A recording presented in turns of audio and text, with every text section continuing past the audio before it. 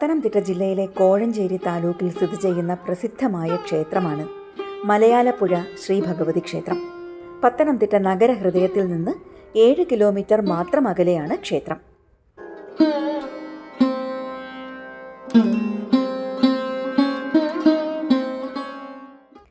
ശ്രീഭദ്രകാളിയാണ് ഇവിടുത്തെ മുഖ്യ പ്രതിഷ്ഠ.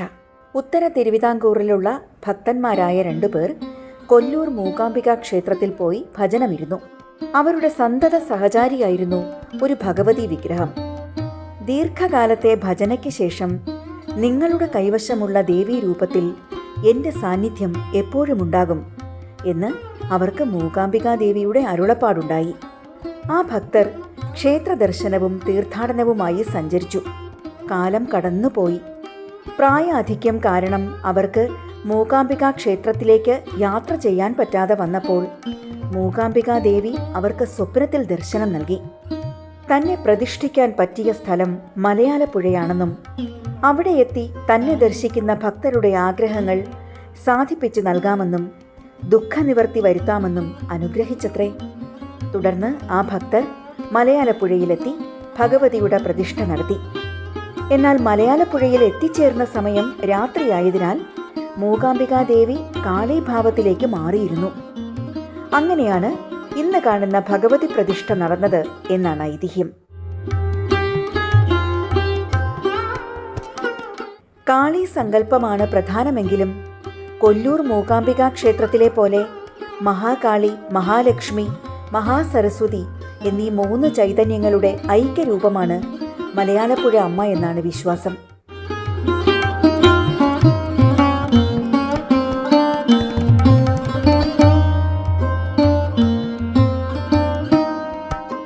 അച്ചക്കണ്ണാമല, ഉപ്പിടും പാറമല, ഊട്ടുപാറമല, ചെറുകുന്നത്തുമല, പുലിപ്പാറമല എന്നീ 5 മലദൈവങ്ങളുടെ മധ്യത്തിലാണ് ഇവിടെ ഭഗവതി കുടികൊള്ളുന്നത്.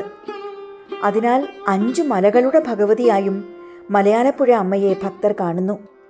1000-ലധികം വർഷത്തെ പഴക്കമുള്ള ക്ഷേത്രമാണ് ഇതെന്ന് പഴമക്കാർ പറയുന്നു. 8 കൈകളോടുകൂടിയ ഭദ്രകാളിയുടെ 5.5 അടി വലിപ്പമുള്ള ഉഗ്രരൂപത്തിലാണ് പ്രതിഷ്ഠ. ദാരികവധത്തിന് ശേഷം പ്രദർശിപ്പിച്ച ഭഗവതിയുടെ വിശ്വരൂപമായി ഇത് കണക്കാക്കുന്നു. ക്ഷേത്രത്തിൽ ഒരു ചെറിയ നമസ്കാര മണ്ഡപവും ചുറ്റമ്പലവും ക്ഷേത്രത്തിനുള്ളിലായി ഒരു ബലിക്കൽ പുരയുമുണ്ട്. കടുശർക്കര യോഗം കൊണ്ടാണ് പ്രതിഷ്ഠ നിർമ്മിച്ചിരിക്കുന്നത്. പലതരം തടിക്കഷണങ്ങൾ, കളിമണ്ണ്, ആയുർവേദ പച്ചമരുന്നുകൾ, പാൽ, നെയ്യ്, ശർക്കര, മഞ്ഞൾ, ചന്ദനം, കർപ്പൂരം, സ്വർണം, വെള്ളി, മണൽ, പ്രകൃതിദത്തമായ പശ തുടങ്ങിയവ ചേരുന്നതാണ് ഇത്.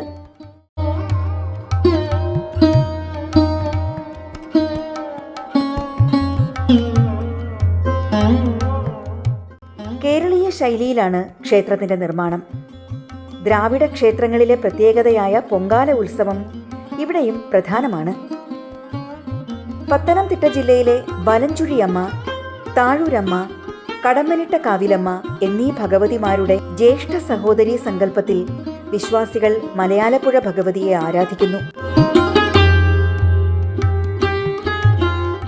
ക്ഷേത്രത്തിലെ സ്വയംഭൂവായ ശിവലിംഗം വളർന്നുകൊണ്ടിരിക്കുന്നു എന്നാണ് വിശ്വാസം. വർഷം മുഴുവൻ പൂത്തു നിൽക്കുന്ന ഒരു കൊന്നമരത്തിന്റെ തണലിലാണ് ശിവലിംഗത്തിന്റെ പ്രതിഷ്ഠ.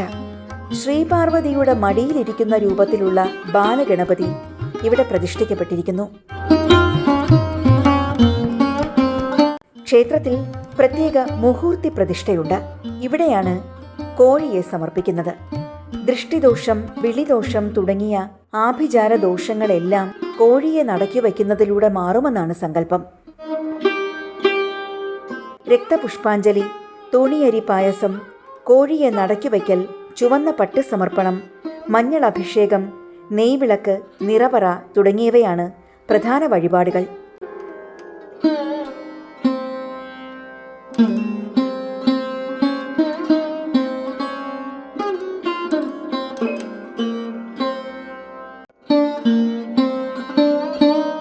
പൂക്കൾ, മഞ്ചാടിക്കുരു തുടങ്ങിയവയാണ് ദേവിക്ക് പ്രിയപ്പെട്ട കാണിക്കകൾ.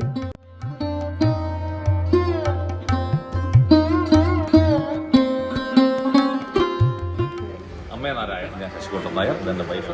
വളരെ പ്രസിദ്ധിയാർജിച്ച ഒരു ക്ഷേത്രമാണിത്. വളരെ സിദ്ധിയുള്ള, പ്രാർത്ഥിച്ചാൽ വിളി കേൾക്കുന്ന അമ്മയാണ് ഇവിടുത്തെ. മലയാലപ്പുഴ അമ്മ എന്നാണ് എല്ലാവരും വിളിക്കുന്നത്. കഷ്ടപ്പാടുകളും ദുഃഖങ്ങളും വരുമ്പോൾ അമ്മ എല്ലാവരും അനുകരിക്കുന്നുണ്ട്. അതുകൊണ്ടല്ലേ മത ജാതി ഭേദമന്യേ എല്ലാവരും കൂടെ എത്തിക്കുന്നത്. വെള്ളിയാഴ്ചയും അതുപോലെ ചൊവ്വാഴ്ചയും വളരെ പ്രസിദ്ധമാണ്. ഇവിടെ ഇവിടെ ഒന്നും വണ്ടിയിടങ്ങളുള്ള സൗകര്യമല്ല. അതുപോലെ എന്താ പറയുക, ജനനിബിഡമായിരിക്കും ഈ ഏരിയ കംപ്ലീറ്റ് ചെയ്യുക. പിന്നെ വീക്കെൻഡ് ഡേയ്സിൽ, ഹോളിഡേയ്സിലും ഇവിടെ നല്ല തിരക്കുണ്ട്. 32 വർഷമായി ഞാൻ ഒന്നിച്ച് ഈ അമ്മയുടെ നടയിൽ കൂടിയതാണ്. തുടർച്ചയായി 9 ചൊവ്വ അല്ലെങ്കിൽ വെള്ളി ദിവസങ്ങളിൽ മലയാലപ്പുഴ ദേവീ ദർശനം നടത്തിയാൽ ആഗ്രഹ സാഫല്യമുണ്ടാകും എന്നാണ് വിശ്വാസം.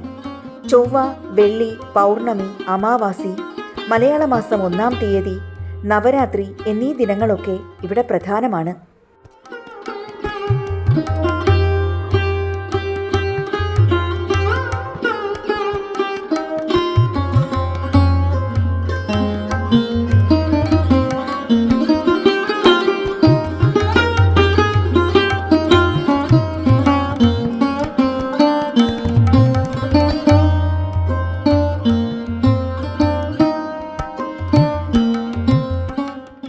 ക്ഷേത്ര മതിലിന് കിഴക്ക് ആൽമര ചുവട്ടിൽ മലമാട് സ്വാമി എന്ന പേരിൽ ഒരു മലദൈവ സങ്കല്പമുണ്ട്.